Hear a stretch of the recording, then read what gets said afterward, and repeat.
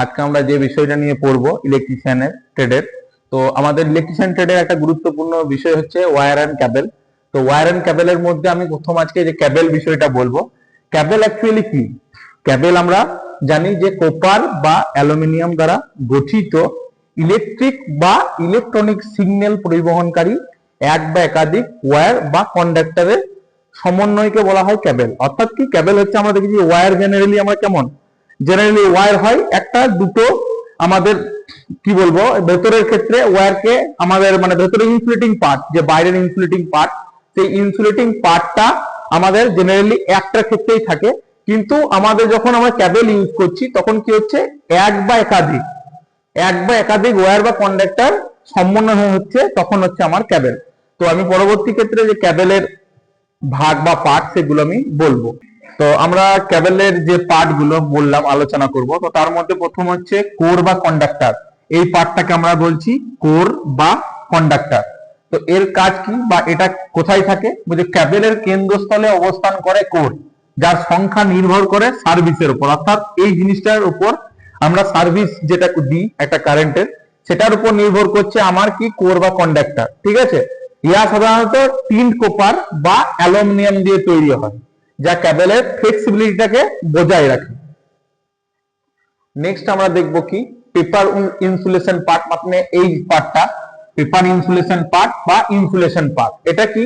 ওই যে ক্যাবেলের core ইমপ্রিগনেট paper বা মিনারেল রাবার দ্বারা ইনসুলেশন করা থাকে, অর্থাৎ কভার আপ করা থাকে, এবং কি করে ভোল্টেজ গ্রেডিং এর উপর নির্ভর করে এটার থিকনেসটা, যে ভোল্টেজ গ্রেডিং হয় সেটার ক্ষেত্রে এই ইনসুলেশনের থিকনেসটা আমার নির্ভর করছে।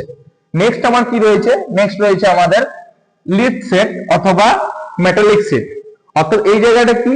এই জায়গাটা হচ্ছে ভূপৃষ্ঠে ও বায়ুমণ্ডলে অবস্থিত ময়েশ্চার, মানে আমার যে আবহাওয়াটা, গ্যাস বা ক্ষতিকারক কোনো লিকুইড থেকে আমার কি হচ্ছে, ক্যাবেলকে রক্ষা করতে ব্যবহার হচ্ছে মেটালিক সিটটা। নেক্সট যেটা আমাদের রয়েছে সেটা হচ্ছে কি বিডিং। অর্থাৎ এই পার্টটা, এই যে পার্টটা আমরা দেখতে পাচ্ছি ক্যাবেলে, এইটাকে বলা হচ্ছে বিডিং।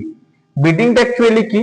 বলছে মেটালিক সিটের উপর ফাইবারিয়াস ম্যাটেরিয়াল, অর্থাৎ ফাইবারিয়াস ম্যাটেরিয়াল মানে হচ্ছে ফাইবার জাতীয় যে ম্যাটেরিয়াল গুলো, এর আচ্ছাদনকে বেডিং বলে।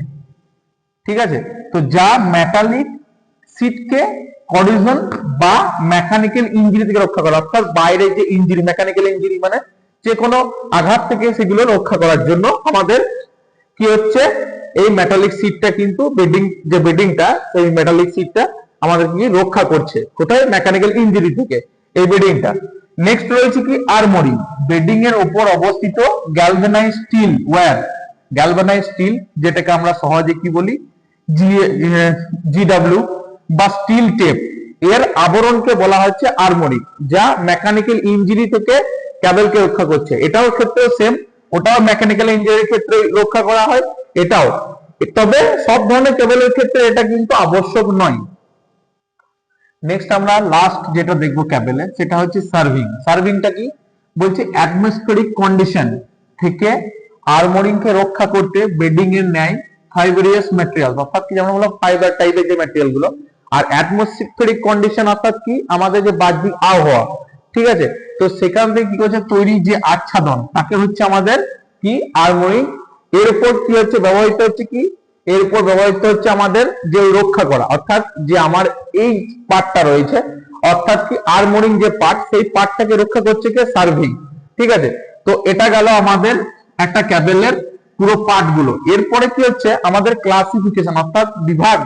ক্যাবেলের আবার বিভিন্ন বিভাগ রয়েছে, সেটা ইনসুলেশন, অ্যাকর্ডিং টু ইনসুলেশনের উপর, according to core, according to voltage, according to conductor, according to use এবং অ্যাকর্ডিং টু প্লেস। এগুলো আমরা পরের দিন আবার যখন আমরা ক্লাস করাবো তখন এই বিষয়টা আমরা জানবো।